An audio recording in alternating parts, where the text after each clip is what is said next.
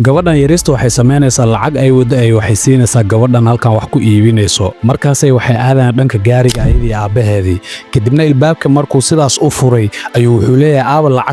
lacagtii gabadhaas ayaan siiyay maxaan sameeyaa aabe gabadhaas ayaan siiyay soo bax wariyaa yaa lacagta sii ku dheh gabadhan keen adigana lacagta wax idab daran baa tahay cunugtan yar lacag ku siisaa qabsanaysaa miya ordna dhaaf wariyaa markaasay waxay aadaan gaariga dhankiisa aabihii wuxuu leeyahay mar dambe sidaan oo kale ha sameynin qaabkan oo kalena dad lacag usinin gaari gudihiis ayuu galayaa lacagtii ayuu wuxuu sameynaa jaakad intuu soo qabto ayuu dul saarayaa kadibna lacag kale ayuu soo bixinayaa wuu ku daboolayaa jaakadkii markaasuu wuxuu leeyahay gabadhiisii oo aabe qaabkan muu jeedaa ku sii gabadha orod sidaan u sii uu leeyahay jaakadka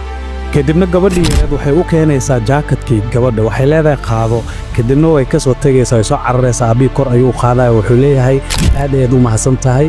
ka raali noqo waxaan kuugu sameeyey markaasay jaakadkii gashanaysaa lacagtiina way ku farxaysaa